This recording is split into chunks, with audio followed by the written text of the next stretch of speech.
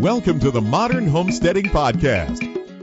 We have allowed ourselves to become so disconnected and ignorant about something that is as intimate as the food that we eat. Be prepared to grow your own for victory. God said, I need somebody strong enough to clear trees and heave bales, yet gentle enough to yean lambs and wean pigs and tend the pink-combed pullets who will stop his mower for an hour to splint the broken leg of a meadowlark. So God made a farmer.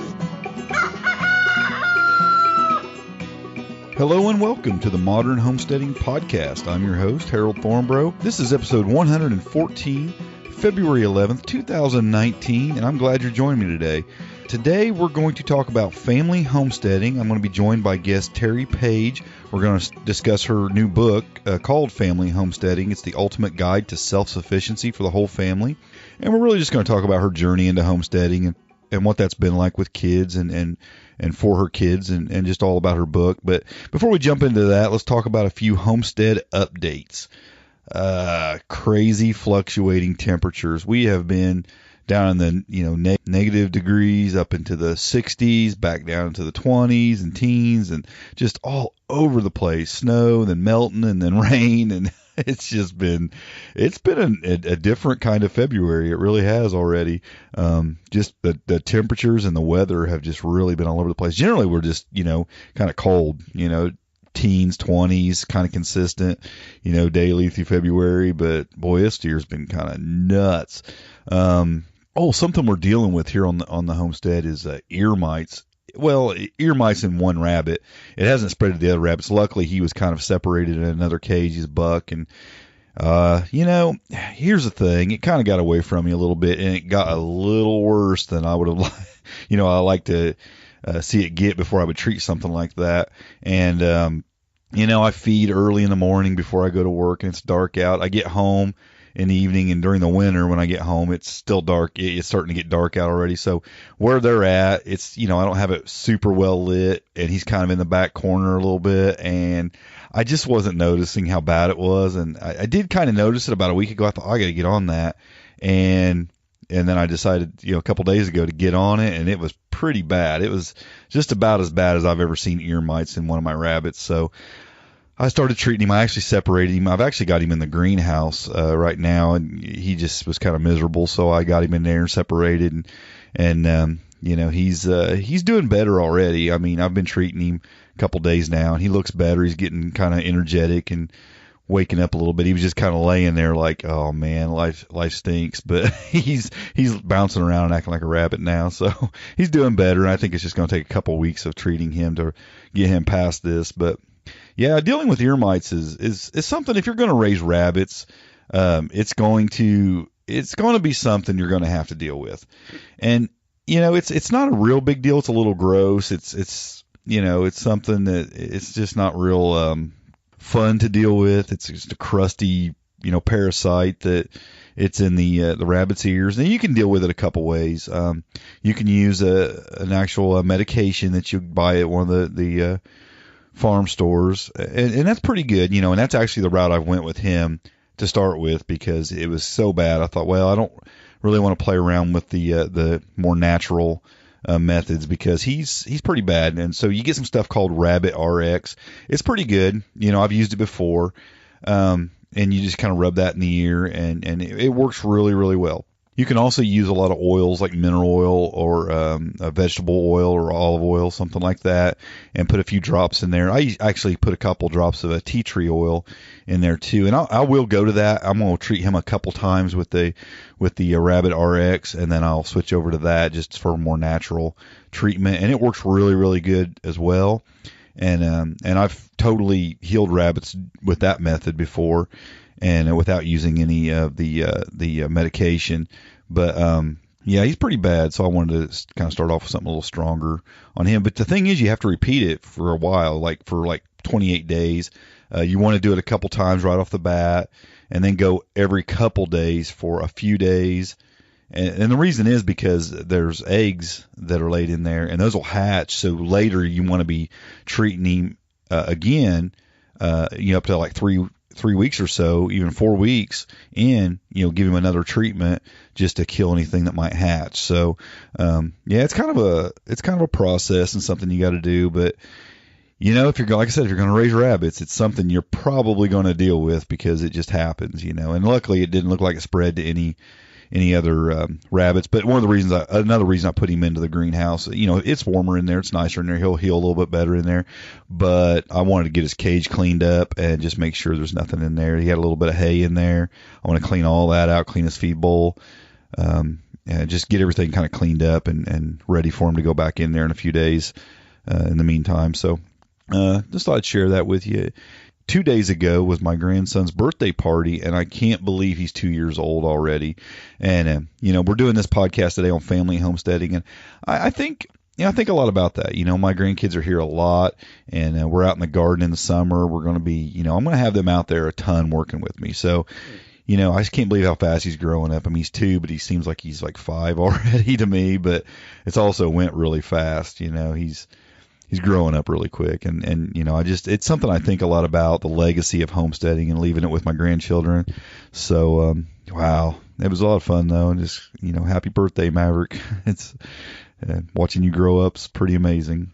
Also, want to tell you, want to add. I'm thinking of adding. I'm going to add, but it's up to you, I guess. Wanting to add a new segment to the show. Again, that's up to you to help me with it. Here's what I'd like to do, if anyone's interested.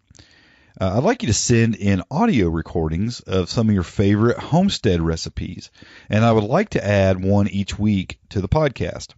And here's kind of how you might do that. Most cell phones usually have a recording app installed on the phone that you can use. You can just talk into it, and it'll save a file. And an example format might be, you might just say, this is so-and-so from, and if you have a website or a Facebook page or a homestead name, you can throw that in there. You don't have to, but you can just say, this is so-and-so from so-and-so, and a recipe I would like to share with you today is, and then just give us the recipe. It don't have to be no exact recipe. You might say, I just put a pinch of this in or whatever, and or you can break it down into more in an exact recipe. But I think there's just a lot of great recipes out there that I would just love to share, or love to have you share on the podcast. And, I'd like you to keep the recordings between 1 and 5 minutes. It doesn't have to be perfect. The audio doesn't have to be perfect. You don't have to be perfect in the delivery. You guys listen to my podcast. We're not all about perfect delivery here. We're kind of just down to earth and conversation style. So just, it don't have to be great. It don't have to be awesome or anything. And when you're done recording and you're satisfied with how it sounds, you just email it to me at sthomestead@gmail.com, and I'll add it to a future episode. I'd like to just add a little variety to the podcast, and also we'll get a few great recipes to share and try. So I'd love to have you do that. And also, if you do that and you do have a website or a Facebook page for your homestead, and you send me that link with your email, I'll add that link to the show notes so it can bring some traffic to whatever you got going on. But I think it'd be a lot of fun, give you guys an opportunity to participate in the show a little bit more. And like I said, we'll get some great recipes in. So don't be shy about it.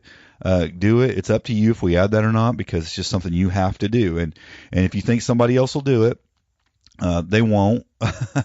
We'll get a few probably, but it'll end quick if you don't do it also. So if you have any idea that you want to do this, please do it. It'll be a great way for you to contribute to the show, and it'll be just a great little addition, I think. So please do that. Let's just jump into our main topic today, and it's an interview with guest Teri Page. Teri is the creator of the popular homesteading blog Homestead Honey, and she's the author of a book, Family Homesteading.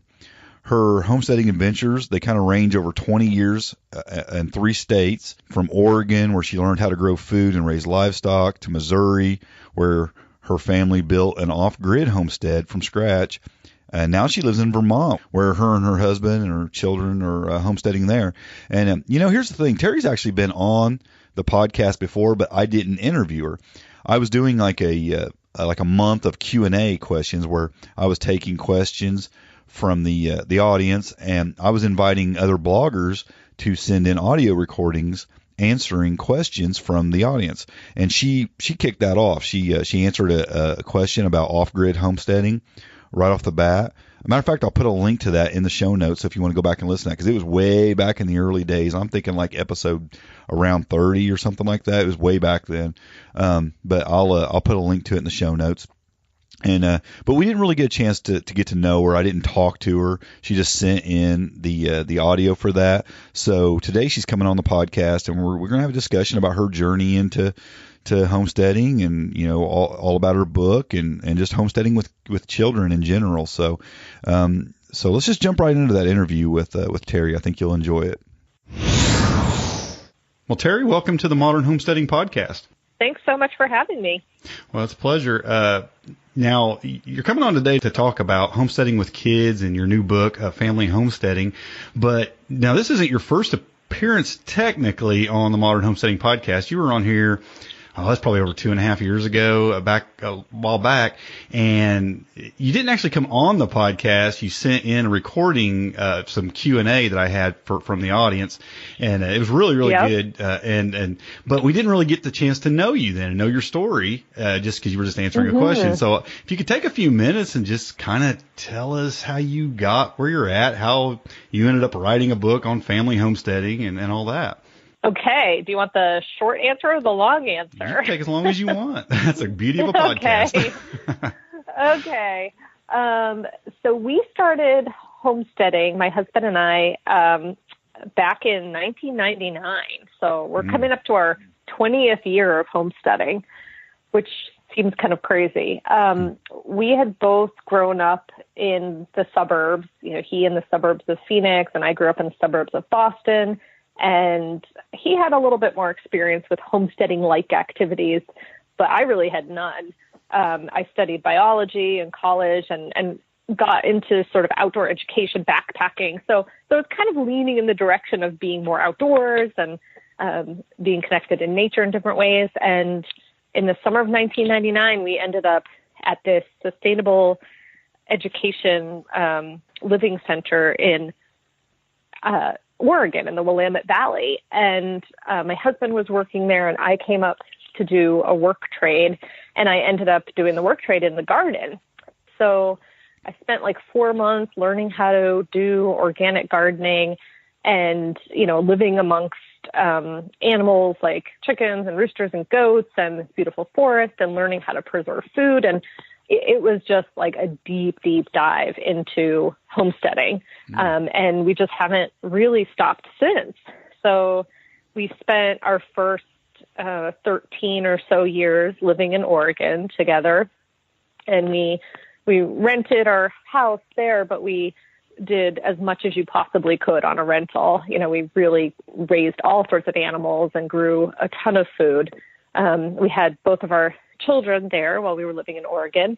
And then in 2012, we had an opportunity to buy a piece of land next door to some friends in Northeast Missouri. And so we moved there in the fall of 2012. We built an off-the-grid homestead from scratch and, did all the work ourselves.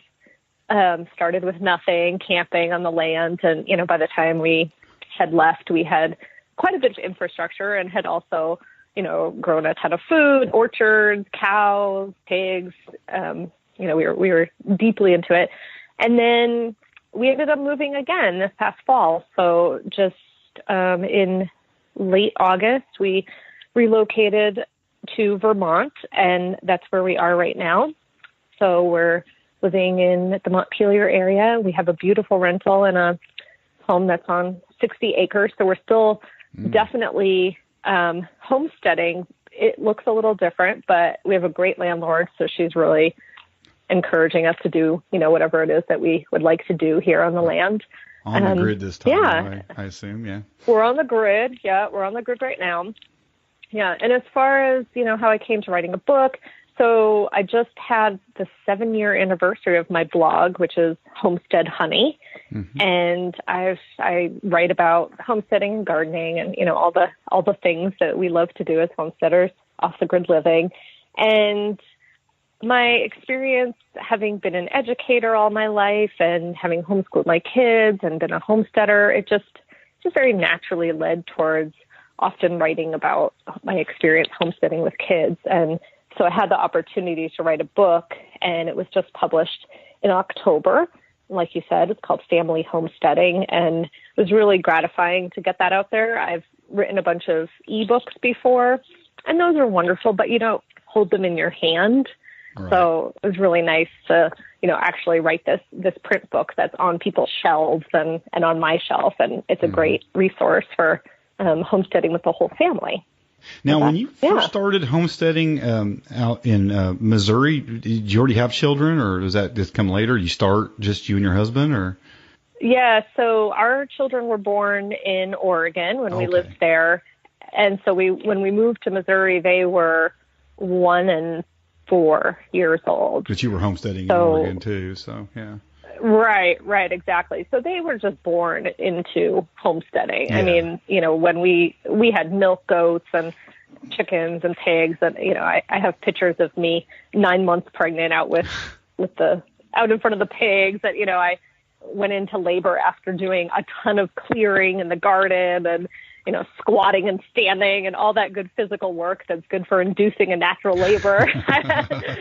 So we had the kids, and, so maybe our experience is really different, because I know a lot of people have children, and then there is something about having children that I think the homesteading lifestyle feels like such a great fit to share with kids.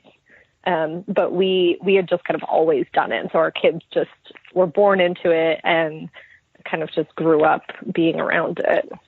Well, what was that experience like for you? Like, before you had kids, you're homesteading. After you had kids, you were homesteading. I mean, it was a big difference for you. Mm-hmm. Yeah, I would say with Ella, our first child, we still thought that we could do everything that we had done before we had her, and we learned pretty quickly that that was a lot to expect of ourselves. Right. So by the time Everett was born, we were a little bit smarter about how to use our time. We had to outsource a few things. Like, we weren't growing all of our own meat anymore. We were maybe buying it from some local farms, and just accepting that it's okay. It's okay to know your limits. It's okay to prioritize your children, because they're only young once, and, you want to have that time to dedicate to them. So in terms of skills or how to do things, that didn't change, but definitely prioritizing and learning how to shift our time around to meet the needs of these small people and also the animals in our care. That was probably the biggest challenge. Yeah. Well, and I just had John Moody on the podcast, and he wrote a book too, and he talks a lot about his kids and homesteading in that book. And something we were talking about was, his kids take a huge part in their homestead as well. But we also discussed how, you can give them all the really bad jobs and actually make them kind of despise homesteading. You go out and pull all the weeds, and we'll do this. You clean out the chicken coop, and we'll do the fun stuff. And, and that happens sometimes with homesteaders, that they end up passing those jobs down they don't really want to do to the little kids, and it does end up, and I think a lot of times the kids end up kind of resenting that lifestyle a little bit. I mean, what's your experience when your kids take part in? I mean, they're doing the fun stuff too, right? I'm sure. Yeah, in fact, I would say they're only doing the fun stuff, really. Yeah. And that part of that is my husband and my personality. We're just the kind of people that's really hard for us to pass work off to other people. And so, but my job as a mom has never been to raise little baby homesteaders. I mean, I think it would be great if my kids wanted to be homesteaders, but I also know that, they have different interests. And so there's certain levels of expectations. There's work that we all have to do, and they take part in it. Whether that be, outdoors with animals or inside, or, it's all homesteading to me. But also knowing that there's times that they're going to grumble, and maybe they need a different activity at that time. I don't know. I mean, I think the more fun it can be and the more connecting the activities can be, then the more likely you are to have kids that want to continue doing those things with you or by themselves. They're going to learn those skills and continue those skills through their life, even if they're not full-blown homesteaders. Yeah. I mean, they have the basics, and it might result in them, living a healthier lifestyle and such, So, I think it's great that you pass those things on and don't overburden, I have grandkids, and they're really fun right now. So, we're kind of introducing them to things slowly, and have a little fun. And, right now we're out in the greenhouse messing around doing things. And, in summertime, it's great. You can get them out in the garden. They mostly just like to eat all the berries, but, it's starting to introduce them to actually doing a little bit of the work as well. But, they're still pretty young, but they really like it. And, I want to be careful about that. I want to do right by them and get, and help them to love it.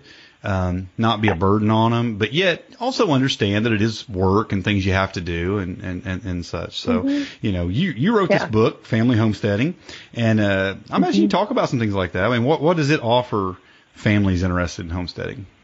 Well, I hope it really can act as sort of a great starting point for all the different areas of homesteading. I tried to make it be the type of book that you could flip open in any season and find some kind of recipe or how-to or project that everybody could get excited about, and that the projects themselves were not just, a craft for the sake of crafting, but like actually things that can be used and, things that you would do on a normal homestead. So I have chapters on gardening, fermentation, foraging, herbal, wellness, crafts, caring for animals, preparedness. There's a number of different chapters. And then within all of that, there's projects like making butter in a mason jar and making syrup in your backyard, learning how to ferment, learning how to start seeds, growing magical garden spaces.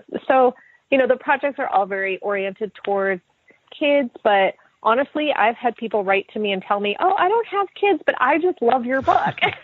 So, I can see that. Right. Like, it's deep enough that an adult could pick this up and learn a lot of basic homesteading skills. So that was kind of my intention in creating it. And of course, it's filled with lots of photos and, lots of photos of my kids in particular. Yeah, I'm sure it's written entirely from experience. You're doing these things with your kids and exactly. Probably got a lot of their feedback on what was fun and what wasn't. Yeah, totally. And that's exactly it. It's like, because we actually do it, not just writing about things that I don't know about, like we're all doing this together. The kids give me feedback all the time, even if it's feedback that I don't want to hear, like, right. Mom, that's horrible. Kids will be brutally honest if necessary. Yes, they're brutally honest. So, I like to think that the book is full of the kinds of things that kids will really enjoy, because I've seen my kids really enjoy them and other kids really enjoy them. So that's great. I think that's really important. I like I said, as a grandfather, I want to see, like my grandkids and other kids, take hold of this homesteading thing. I just feel like there's so many skills that's been lost. There's so much that isn't the same, that was valuable, 50 or 100 years ago, that we've really lost, that could still be used today. And folks it just went by the wayside, and there's things even in just a couple generations from my grandparents to me that have been lost. And I think it's really valuable to kind of instill in our children, our grandchildren, a desire, a love for these things, and, give them a starting point. And I think a book like yours could really be useful for that. Yeah, thank you. And, one thing too about homesteading, and, maybe my book can help facilitate this, is I think that there's just a certain mindset that's created through homesteading where you start to really look at, like, what is it that I could use to make this work? Or what is it that I could make myself at home to solve this problem? So it's really, which I think is really important for kids, right? I mean, creative problem solving, thinking through alternatives, not just relying on going to the mall or, buying something when you need it, but really knowing that you have the resources inside of you to figure out the problem and solve it. Sure. It's all really important lesson. Yeah, really developing an attitude of self-sufficiency, and I say attitude, and I mean it that way. It's not just a skill; it's an attitude. I mean, you have to have some faith that you can do it, and yeah, you're right. I think early practices and things like the things you're talking about can definitely help a kid to believe that. Yes, definitely. Yeah. What would you say to some parents who, man, they just love the idea of homesteading? They think, well, I just love to be a homesteader, but I have kids. I mean, is it even possible? How can I fit this into my life? What would you say to those parents? Oh no, I totally understand, because our life is just as busy as yours. I totally get that. I mean, especially having moved here, our kids are in school now, which is, wonderful. And it's such a great experience for them. But all of a sudden we're on this totally different schedule where, our days are very scripted. Whereas when we were homeschooling, it was a lot more free form and we were all at home together. So I get it. It's like you have these narrow windows of time and you just have to squeeze things into those windows. So, then you just kind of think about what are the little baby steps that you can take, and what are the things that you can do as a family that are fun, and they, enrich the time that you have together. They're not adding stress, but they're actually improving your time together. And, I always like to talk about, expanding upon things that you're doing anyways. Like if you're a family that likes to walk or hike in the woods, then maybe foraging or identifying plants that are edible or medicinal is a great thing to do as a family. Of course you have to be very intelligent about that, so you're not eating things that are poisonous, and also so you're not harvesting where you're not supposed to. But that's been something that we've really enjoyed as a family, is hiking, and just as we're hiking, we're keeping aware of our environment. So then our kids know, oh, these are some plants that I could eat. These are some plants that can help me get well. And so you kind of fit homesteading in without really even knowing it necessarily. Right. Fermentation is one of my favorite things to do, because it's just something that is relatively easy, doesn't require a lot of materials, and you end up with a product that's just so tasty. And, and I'm kind of thinking about sauerkrauts and kimchi, those kinds of counter ferments that you just, you cut up some veggies, you put it in a jar, sprinkle some salt, and then, a week later you have this delicious condiment that you just made. That's something. Yeah. I'm picturing some kids having a lot of fun getting their hands in that and really stirring it up and crunching all that salt in there and working it around. Yeah, they love that. Totally. Exactly. It is. It's really fun. So just really thinking about just what are these little tiny baby steps? It doesn't have to be the big homestead, homesteading with a capital H. It doesn't have to be like that. It can just be little tiny steps that you all take together. And then, in a year's time, you look back and you're like, oh gosh, we foraged together. We did a bunch of fermentation. Wow. We grew some plants on our balcony, and wow, I guess we've been homesteading all year. So you really have gained a lot of skills in just doing those small little baby steps over time. Yeah. And you know what you're saying, you said earlier that folks, write you and tell you, this is written for kids, but, I'm doing these things. That absolutely applies to adults too. I see adults doing the same thing. You take a few baby steps, and the next thing you know, you're calling yourself a homesteader and you didn't even really know it. Yeah, that's how it happens, right? Yeah, I mean, even though we had gone and, we had started living at this sustainability education center, I mean, once we actually left there and started doing it on our own, we started with a garden. That's it. First step, the garden. And it wasn't until a year later that we added chickens. And then a year after that we decided maybe meat chickens. And then after that, it was, maybe goats. And so it really is just one little step at a time. Yeah, and, for me, it's very easy to think back and in retrospect be oh yeah, we raised chickens and goats and pigs and this, but that was over 13 years. And it takes a long time to get to that. There's a lot of wisdom in doing it like that too, because it could be easily overwhelming to take on too much at any one point, and actually make you hate doing it if you just take on too much. Oh, absolutely, absolutely. And we're in a very big contraction right now. our homestead in Missouri it was a big, big push. And, you know, we built a house and a tool shed and a barn and a root cellar and brick bread oven and gardens and orchards. And we were living with no running water and solar electricity. And, you know, we had a cow, and it was a huge, huge expenditure of energy when our kids were really young. And so we're just kind of like, we're sort of breathing right now. I've seen pictures of that homestead before, and it was kind of a small place, and all the solar panels you had and everything. And so let's talk about that for a minute. Let's kind of get away from this main topic here. Let's kind of go off to the side. Why'd you move? Why'd you get on over to Vermont? Yeah, well, you know, it's always complicated, right? I mean, we loved our homestead in Missouri. We loved our neighbors, and I mean, without going into too many details, we just realized that it wasn't going to be a great fit for our family moving forward. And it was a great place to raise our kids when they were young.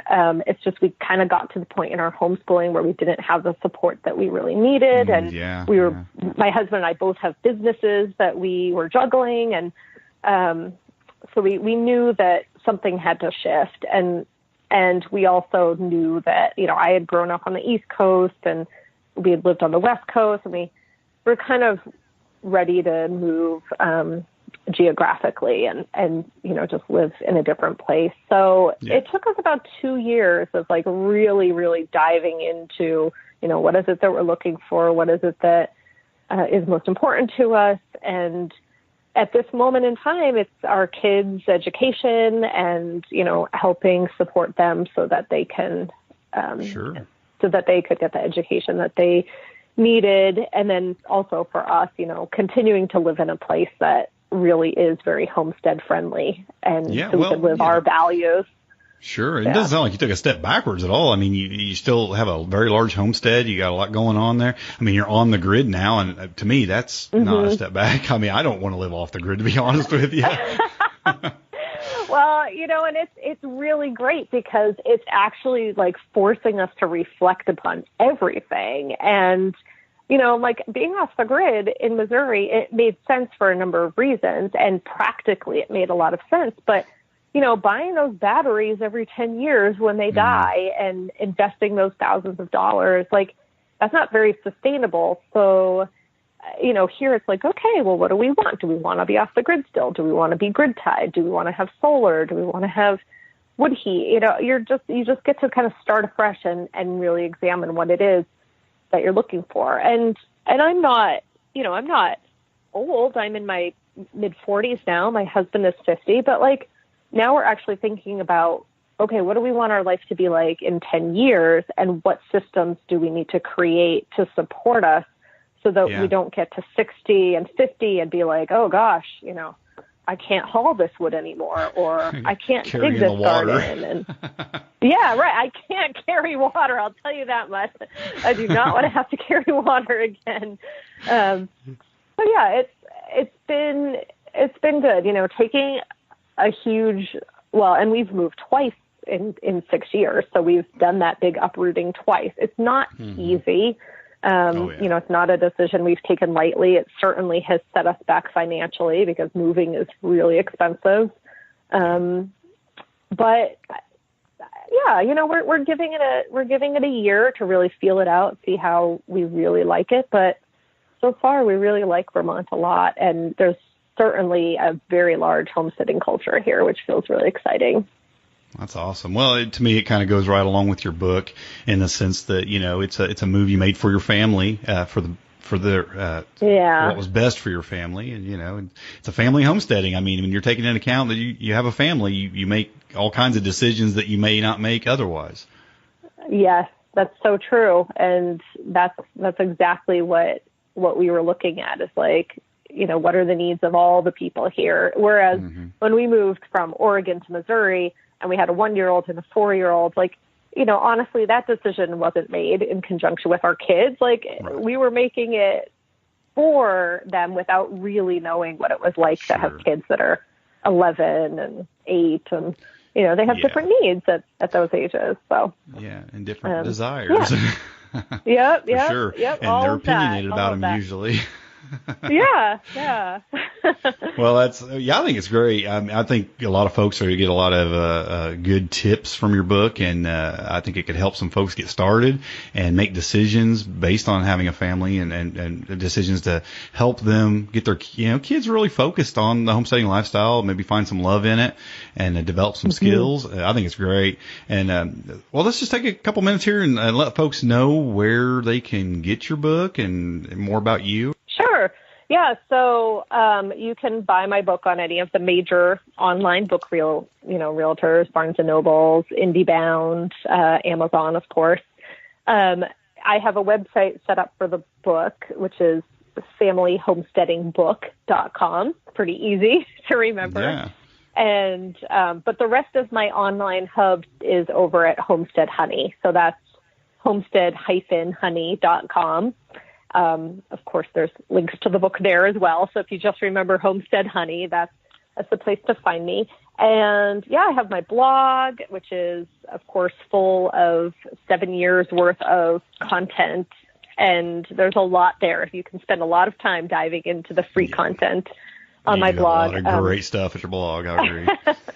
Thank you. I also have, 4 ebooks for sale now about various topics related to homesteading. There's creating your off-grid homestead. There's building a homestead root cellar. So that's like a how-to step-by-step on how to build a root cellar. There's backyard bread and pizza oven. So that's how to build your own backyard outdoor pizza oven, which is awesome. And then I just wrote one this past fall, which was Homestead Honey's Guide to Fall Gardening. So for folks that are interested in expanding their gardening season and maybe doing a little bit more towards the year-round gardening in a cold climate, that one's for them. So yes. I have those, and then I also, I work one-on-one with people, and I do coaching, which some of it is related to homesteading. People really are just like, oh, I want to homestead, but I don't know how to get started. But a lot of what I do is I work with people who are moving through big life transitions and are interested in some aspect of simple living or kind of a homesteading lifestyle. So that's also available. I have a coaching section on my website too for anyone that might be interested in that. That's great. It sounds like that's kind of how you got started in a sense, wasn't it? You said you went to a class or went to a sustainable, what'd you call it in Oregon? Yeah, Sustainable Living Education Center, I guess you could call it. Yeah. So it made a huge difference in your life as far as getting coached in that way to get started down that path, didn't it? Totally. And I don't do any in-person things right now, but that's something I really am thinking about for the future, because there's so much benefit to just being able to show up and have someone teach you the hands-on skills. Yeah. So yeah, it's definitely something that. Yeah, right. Got a lot going on. Well, you definitely have a lot of books there you've written. I mean, you got all that spare time. I mean, just with kids and stuff, so you probably don't have anything better to do. Just write a few books. I know. Well, that's great. I'll definitely get the links to all this on the in the show notes. And okay, I haven't got your book yet. I'm looking forward to picking it up. I'm real excited about it now. It just sounds like it's some great advice in there for me and my grandkids to kind of get them started on a few things. So I'm definitely going to check it out. And I appreciate you coming on and telling us all about it and sharing with us a little bit about your journey. Oh, thank you so much for having me. It's really fun for me to be here. So thank you. You're welcome. And it's good talking to you. We'll talk to you again soon, hopefully. Okay, great. Well, I know you enjoyed that interview. I know I sure did. It was just a joy talking to Teri. She's a great person, great homesteader, and a great author. I've been reading her blog for years, and so I know whatever she's writing is good stuff. Even though I haven't picked up her book yet, I plan on it, and I think you probably should too. I think it's just you can go to her blog and you can check out her writing style and check out some of the great information she has there. And I'm sure you'll want to pick up her book or maybe even her ebooks that she has on there. Just really, really good stuff. And I'll just say, like I said earlier, homesteading with children is important. If we're going to carry on this legacy of homesteading, if we're going to pass on the skills of homesteading between our grandparents and our children, we're that link. And if we're going to teach our children, how to homestead and pass those things on, you need to do it in a way that's going to be fun. It's going to be interesting to them. You're going to have to, make them want to do it. If homesteading is this, miserable activity that, of pulling weeds in the garden and cleaning out chicken coops, like I said earlier, they're just not going to have a lot of fun. It's going to be something they're not going to want to do when they grow up, and they're really probably not going to want to pass those things on. But if you make it part of a lifestyle that they enjoy, and you can just add it into their lives, they're gonna want to carry those traditions on. So pick up that book if you want. Check it out. Definitely check out Teri's blog if nothing else, and I know you'll enjoy it. I'll have links to all of Teri's stuff, her website, and her book in the show notes. And remember, this podcast is made possible mostly by those who join our Homestead Forum membership community. You can learn more about the benefits of membership by just going to smalltownhomestead.com. You can click on Become a Member in the menu tab there, and you'll read all about what are the benefits of membership. And, it's a great little group. Mostly what you're doing is supporting this podcast when you join that membership, but you get extra podcasts. I think there's 20-something extra podcast episodes in there right now. There's some videos. There's, of course, a forum where you can chat with me and other homesteaders. There's discounts in there for other homesteading products. Just a lot going on in there, and more being added every week, every month. It just gets better and better every month. We're adding more and more stuff in there. So come be a part of the Homestead Forum membership community. It's a lot of fun. The show notes for this episode can be found at smalltownhomestead.com/114 for episode 114. And you know what? Join the Homestead Front Porch Facebook group. I haven't plugged that in a while, but if you just search in Facebook for Homestead Front Porch, that's our Facebook page for this podcast. We got over 21,000 members in there. It's just a hopping group, and we just love to have you in there. It is a closed group, but all you have to do to join is ask, and we'd love to have you in there because there's just a lot of great information being shared in there all the time. So go check that out. Thanks for joining me today, folks. This has been a lot of fun. Had a lot of fun talking to Teri. Check out her stuff. And until next week, happy homesteading, and God bless. Thanks for listening. To see the show notes for this podcast or listen to other podcast episodes, go to smalltownhomestead.com. There you can also read our blog, connect with us on Facebook, Twitter, and Google+, and take advantage of the many resources we make available to help you along in your homesteading journey. Please share this podcast and help us to carry out our mission of helping others to homestead today for a better tomorrow.